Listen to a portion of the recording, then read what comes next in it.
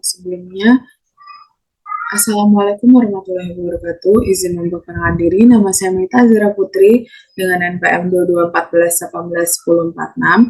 Sebelum memulai presentasi, saya ingin bertanya kepada kalian semua, apakah kalian memiliki kebun atau tanaman di rumah? Apakah kalian itu pernah mendengar tentang yang namanya kompos atau mungkin kalian itu pernah membuat kompos itu? Um, apa yang kalian lakukan dengan sisa-sisa makanan yang ada di rumah?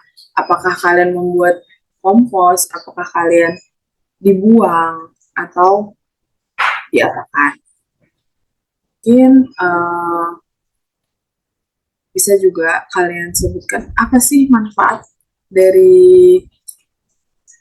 yang kalian rasakan gitu dari penggunaan kompos atau sisa-sisa bahan makanan yang kalian manfaatkan gitu. Oke, yang selanjutnya mungkin kita bisa masuk ke topik yang akan saya bawakan, yaitu adalah bahan organik tanah, siklus karbon, dan perombakan bahan organik.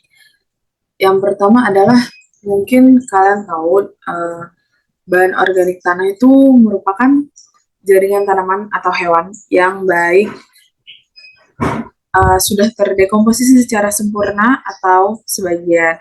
Jadi bahan organik itu merupakan sisa-sisa tanaman atau hewan yang sudah terdekomposisi, oleh mikroorganisme sehingga dapat digunakan sebagai yang biasa kita sebut dengan pupuk. Jadi sumber bahan organik ini ada beberapa. Yang pertama itu terdapat dari limbah industri. Yang kedua adalah sisa-sisa sayuran. Yang ketiga serpihan kayu. Yang keempat adalah sisa kotoran hewan. Dan yang kelima adalah pupuk.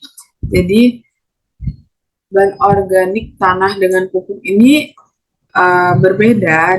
Oke, yang selanjutnya adalah penguraian bahan organik. Penguraian bahan organik ini terdiri dari dua. Yang pertama ada bahan organik alami dan bahan organik teknologi. Bahan organik alami itu memiliki proses yang lama untuk terdekomposisi yang dilakukan oleh mikroorganisme tanah. Yang kedua adalah bahan organik teknologi itu memiliki proses yang cepat untuk terdekomposisi.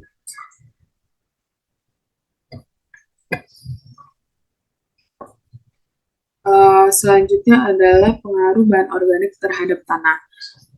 Bahan organik itu memiliki pengaruhnya terhadap tanah, terhadap sifat fisik, sifat kimia, dan sifat biologi tanah, yang dimana dalam sifat fisik itu dapat meningkatkan kesuburan tanah seperti ruang pori tanah, memperbaiki aerasi tanah, struktur tanah, dan warna tanah.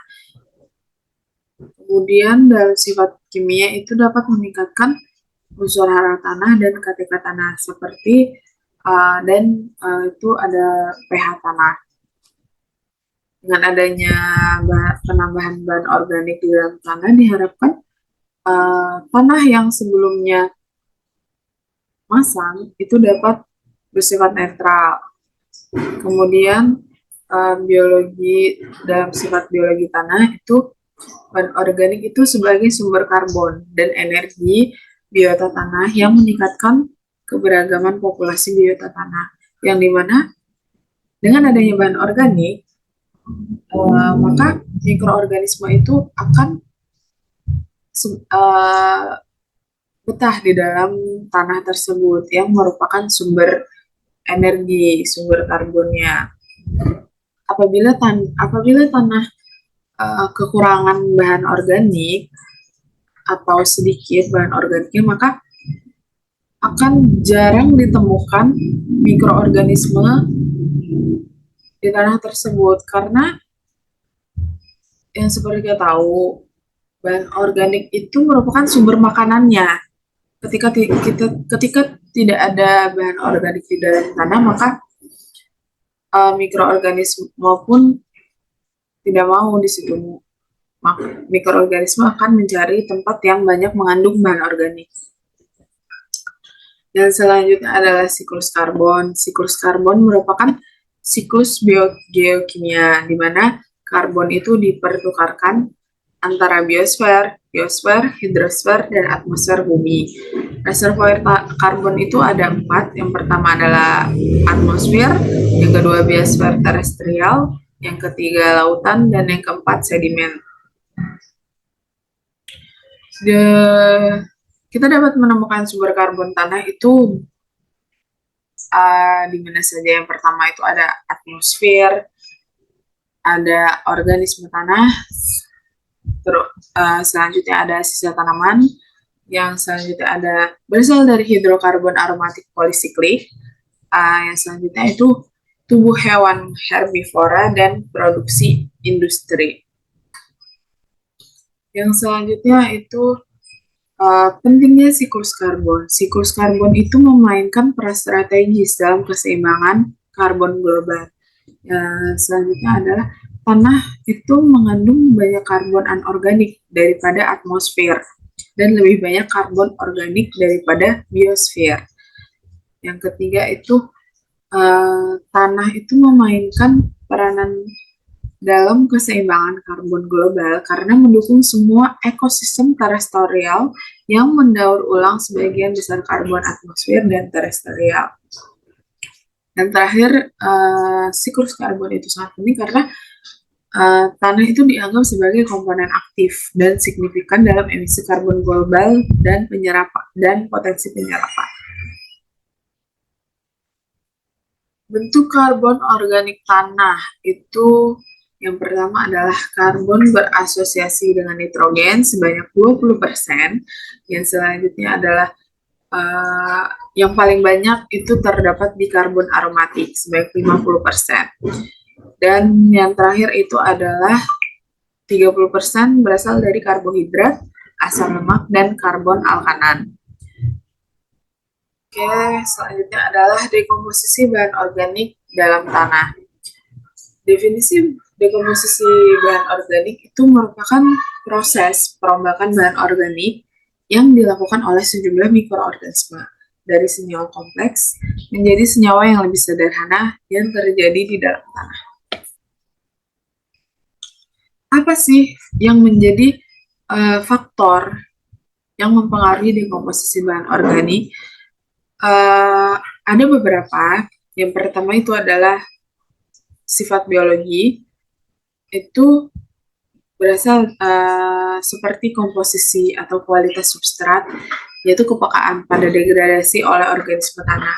Yang selanjutnya adalah faktor yang mempengaruhinya berasal dari iklim, seperti air atau curah hujan, kelembapan tanah, dan suhu. Apabila kelembapan curah hujan yang tinggi, itu dapat mempengaruhi dekomposisi bahan organik karena dengan curah hujan yang tinggi, dekomposisi bahan organik itu akan berjalan lambat daripada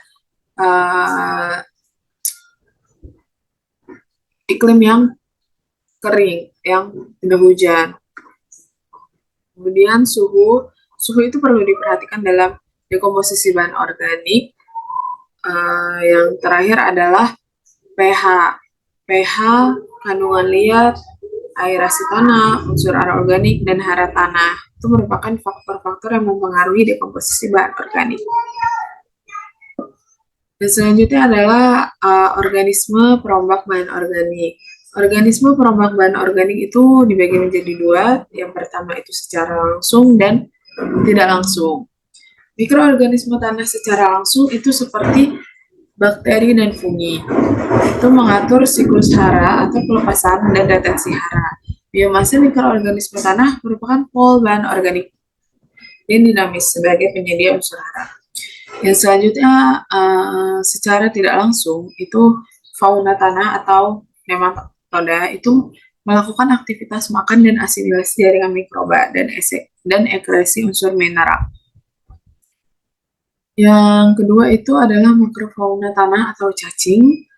itu merubah distribusi ukuran pori sehingga mempengaruhi ketersediaan oksigen, transportasi air, dan siklus unsur hara. Mungkin cukup sekian presentasi yang dapat saya sampaikan. Kurang dan lebihnya saya mohon maaf. Apabila ada yang ingin ditanyakan bisa disampaikan. Sekian presentasi dari saya.